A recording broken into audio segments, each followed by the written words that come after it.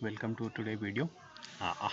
Today topic is how to read Excel file in Angular with the help of this library read Excel file. तो इसको हम practical example के through देखते हैं. अगर आपको इसके बारे में डिटेल्स में डॉक्यूमेंटेशन इसका पढ़ना है, आप npm वेबसाइट ओपन कीजिए, रीड एक्सेल फाइल सर्च कीजिए, आपको सब कुछ मिलेगा. ठीक है, तो सबसे पहले अगर इसका यूज़ करना है, सबसे पहले हमें इस फाइल को इंस्टॉल करना पड़ेगा, इस लाइब्रेरी को. सो मैं इसको इंस्टॉल कर रहा हूँ. जब तक ये इंस्टॉल होता है तब तक हम देख लेते हैं इसके बारे में. देखिए क्या कह रहा है ये. एक तो आपको एक टैग लेना पड़ेगा. ये टैग हम ले लेते हैं. चलिए, मैंने कंपोनेंट्स ऑलरेडी बना रखे हैं एंगुलर में. सो आप भी कंपोनेंट आपका जनरेट करके रखिएगा. आई होप आप लोगों को ये आता होगा. सो मैं यहाँ पे ये कर देता हूँ. फर्स्ट स्टेप, ये सेकेंड स्टेप है. फर्स्ट स्टेप में इंस्टॉल हो रहा है इधर लाइब्रेरी. सेकेंड स्टेप HTML में आपको एक फाइल इनपुट टाइप डालना पड़ेगा. And then what we have to do, हाँ, उसके बाद इंपोर्ट करना पड़ेगा ये लाइब्रेरी आपको अपने कंपोनेंट में. सो मैं जा रहा हूँ इंपोर्ट करने.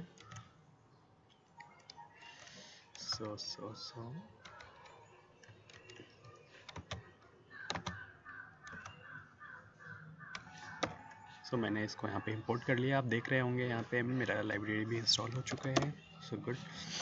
एंड अब आप देख रहे होंगे यहाँ पे नोड जेस, जिसका हमें यूज़ नहीं करना है. डेट्स जेसन दे रखा है कि इस स्कीमा का मतलब क्या होता है. स्कीमा का मतलब यही है कि जो आप एक्सेल फाइल रीड करोगे, उस फाइल में कॉलम का कुछ नाम होगा, उस कॉलम का कुछ डेटा टाइप हो सकता है. सॉरी, ये कॉलम का नाम होगा. ठीक है, बट देखिए यहाँ पे स्पेसेस दिए हुए हैं.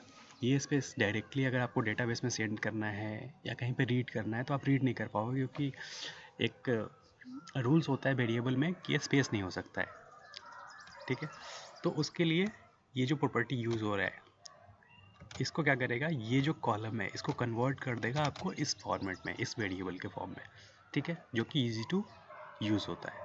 देख सकते हैं आप यहाँ पे ईजी टू यूज़ होता है. उसके बाद टाइप है कि ये कॉलम का टाइप क्या है. डेट है, नंबर है, स्ट्रिंग है, वो. उसके बाद आप देख सकते हैं यहाँ पे रिक्वायर्ड दिया हुआ है. मीन्स ये जो कॉलम है आपका रिक्वायर्ड है या नहीं है. मीन्स इस कॉलम में कुछ डेटा होना चाहिए कि नहीं होना चाहिए, वो दिया हुआ है. यहाँ पे दिया हुआ है कि एक ऑब्जेक्ट है, उसके अंदर डिफरेंट ऑब्जेक्ट्स हैं, उसको कैसे रीड करना है वो भी दिया हुआ है. ठीक है, ये यहाँ पे ये भी लगा सकते हैं ये सारे वैलिडेशंस कि अगर ऐसा डेटा नहीं मिल रहा है तो आप ये थ्रो कर सकते हैं एरर. ठीक है, तो इन सब में ज़्यादा डीप में नहीं जाते हैं, ये थोड़ा सा टफ है. मैं आपके लिए एक डॉक्यूमेंट रेडी करके रखा हुआ हूँ, वो आप देख सकते हैं यहाँ पे. ठीक है, देखिए एक फंक्शन मैंने बना रखा है. इस फंक्शन में क्या कर रहे हैं हम, एक इवेंट पास कर रहे हैं. इवेंट में कुछ नहीं है. जब आप फाइल ओपन करके और सेलेक्ट करोगे तो वो फाइल यहाँ पे जाएगा. सबसे पहले हमने क्या किया है, फाइल को रीड कर लिया है. रीड करने के बाद हम टाइप चेक कर रहे हैं. इस टाइप का कोई मतलब नहीं है. इसको हम ये इसलिए मैंने किया था ताकि मेरे को पता चले कि जो मैंने फाइल रीड किया है वो एक्चुअली है कि नहीं है. ठीक है, तो वो आप इसका यूज़ कर सकते हैं. यहाँ पे कंडीशन लगा सकते हैं अगर कि एक्सेल फाइल नहीं है तो हम वैलिडेशन दे दें कि आप एक्सेल ही इंपोर्ट करो. ठीक है, उसके बाद एक स्कीमा है. स्कीमा में मैंने 3 कॉलम्स के लिए बना रखा है. पहला है आईडी. ठीक है, ये आईडी हो जाएगा. नेम है तो मैं इसको नेम ले लेता हूँ. टाइप मैंने सबका स्ट्रिंग रखा है और मैं सबको फॉल्स ही करके रखता हूँ, मेरे को रिक्वायर नहीं करना है. ठीक है, और ये कोर्स को मैंने कोर्स कर दिया. ठीक है, उसके बाद ये जो फंक्शन क्या करता है, ये उस लाइब्रेरी का ही फंक्शन है. ये फंक्शन डेटा पास करेगा, स्कीमा को पास करेगा. जैसे ये पास करेगा, पूरा का पूरा जो डेटा है वो रिटर्न में मिल जाएगा और जो भी ऑपरेशंस आप करना चाहते हैं यहाँ पे कर सकते हैं. ठीक है, तो चलिए देखते हैं. तो मैंने इसी को कॉपी किया है. मैं कमेंट सेक्शन में, मैं डिस्क्रिप्शन सेक्शन में डाल दूँगा ताकि आपको ज़्यादा प्रॉब्लम नहीं हो. सो ये मैंने यहाँ पे डाल दिया है. ठीक है, अब यहाँ पे कुछ साइन आप देख रहे होंगे. थोड़ा सा इंक्रीज कर देता हूँ इसका फॉन्ट. ठीक है, अब यहाँ पे रेड साइन देख रहे होंगे इसलिए क्योंकि मैंने ये वेरिएबल्स बना नहीं रखे हैं. और एक्चुअली में मेरे को इस वेरिएबल्स का कोई यूज़ नहीं है, सो मैं इसको रिमूव कर रहा हूँ। बस मेरे को एक एरे चाहिए जो कि मैं जो भी डेटा रीड करता हूँ वो मैं आपको फ्रंट एंड में दिखा सकूँ। तो मैंने एक एरे बना लिया है, स्टूडेंट्स रिकॉर्ड्स। ठीक है, मैंने एक एरे बना लिया है। मैं जब भी रीड करूँगा, जब भी यहाँ पे आऊँगा तो ये एम्प्टी रहेगा, रीड करने के बाद इसमें डेटा आएगा। ठीक है, जो भी हम काम करेंगे इस फंक्शन के अंदर ही करेंगे। ठीक है, तो हमारा इतना काम हो चुका है। अब इस फंक्शन को हमें कॉल करना है, तो वो फंक्शन को हम यहाँ पे कॉल करेंगे। ठीक है, जब भी ये चेंज होएगा तो ये फंक्शन कॉल होगा। इस फंक्शन को क्या चाहिए, तो एक इवेंट चाहिए, जो इवेंट हम यहाँ से पास करते हैं। ठीक है, चलिए तो इसको रन करते हैं। ऑलरेडी ये रन हो रहा है, ऑलरेडी ये रन हो रहा है मेरा। एंड एंड एंड एंड ये मेरे लोकल होस्ट है। ठीक है, अब देखिए आप, अब जैसे ही मैं इस पर क्लिक करूँगा, फाइल चूज़ करने के लिए ऑप्शन आ गया। मेरे पास बहुत सारे एक्सेल पड़े हुए हैं। अब मैं क्या करता हूँ, एक एक्सेल बना लेता हूँ।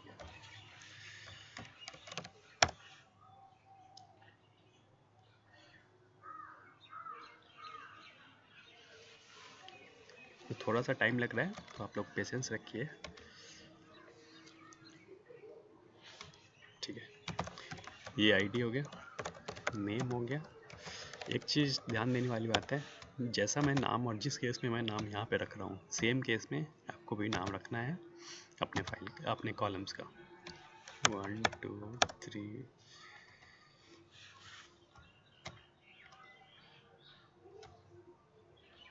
ये मैंने कुछ 10 रिकॉर्ड्स कर रखे हैं। मुकुंद 1। ठीक है, कोर्स में MCA होल्डर हूँ मैं, तो मैं MCA दे देता हूँ यहाँ पे। मैं इसको अपने डाउनलोड में सेव कर लेता हूँ। फाइल का नाम आप कुछ भी दे सकते हैं, मैंने दे दिया एक्सेल रीड एग्जाम्पल। ठीक है, डाउनलोड्स में सेव हो चुका है। तो चलते हैं यहाँ पे, देखते हैं क्या हो रहा है। ठीक है, अब डाउनलोड्स में गए और इसको रीड किया। ठीक है, ये देखिए यहाँ पे फाइल सिलेक्टेड है, बट यहाँ पे कुछ भी डिस्प्ले नहीं हो रहा है। और यहाँ पे डिस्प्ले नहीं हो रहा है तो उसके लिए क्या करना पड़ेगा हमें, यहाँ पे हमें कुछ लॉजिक्स लिखने पड़ेंगे। सबसे पहले हम क्या करते हैं, इस डेटा को हम प्रिंट करके देखते हैं कि क्या है इसके अंदर।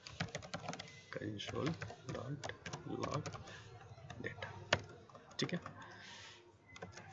अब कंट्रोल शिफ्ट आई, मैं आपको दिखाता हूँ कैसे ये काम कर रहा है। ठीक है,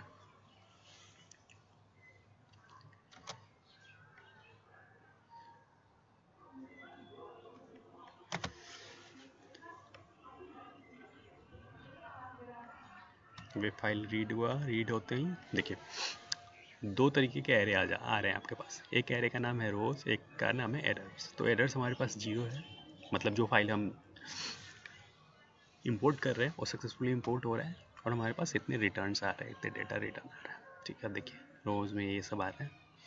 तो ठीक है, रो एरे है तो हम इस पर ऑपरेशन परफॉर्म करते हैं। तो कैसे करेंगे, हम क्या करेंगे कि जितना भी डेटा है उसको, जो हमने एक एरे बना रखा है स्टूडेंट रिकॉर्ड, उसमें पुश करते जाएंगे। So first of all we check कि एरे ब्लैंक नहीं होना चाहिए। Then let i of data dot rows. Okay, मैं वेरिएबल नेम एक बार चेक कर लेता हूँ, रोज। ठीक है, सो अगर रोज में कुछ डेटा है तो लूप परफॉर्म करो।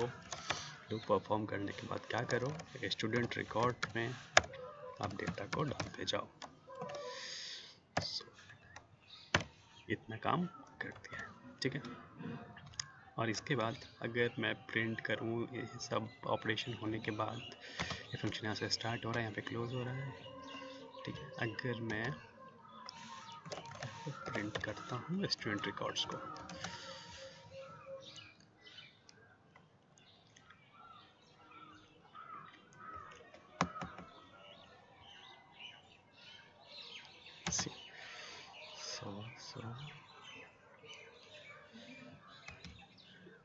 तो अब देख रहे हैं यहाँ पे 9 रिकॉर्ड्स इस एरे में आ चुका है। अब इस एरे को मैं यहीं पे टेबल के फॉर्मेट में दिखाता हूँ आपको। तो मैं क्या कर रहा हूँ, टेबल क्रिएट कर रहा हूँ, ठीक है। यहाँ पे मैं एक पीरियड ले रहा हूँ, पीरियड में मैंने TR and then TH. First for ID, पहला एक सीरियल नंबर लेते हैं ताकि पता चले कि कितने नंबर ऑफ रिकॉर्ड्स होंगे। आईडी हो गया, next is name and then next is last quote. Correct. Now T-body. I hope आप लोग को टेबल टैग पता होगा।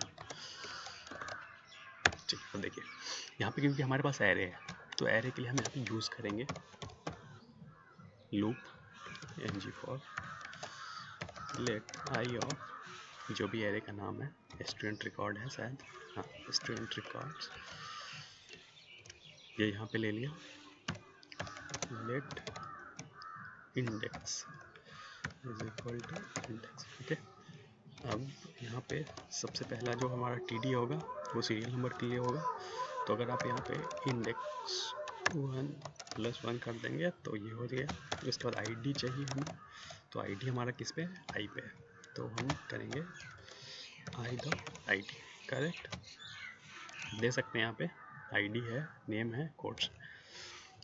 Next is name, so I.name and last one is quotes, I.quotes। ठीक है, अब आएगा मज़ा थोड़ा सा कि हमने जो बनाया है उसका कुछ आउटपुट हमें सामने दिख जाएगा।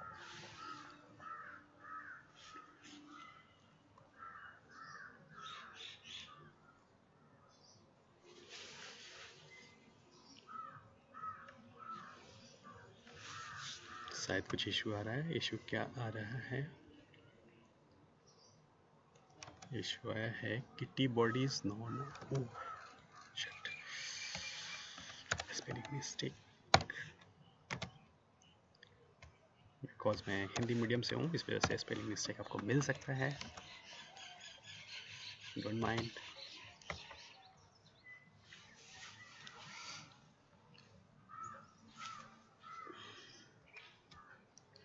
जो मेरी URL का नाम था एक्सेल मैपिंग था।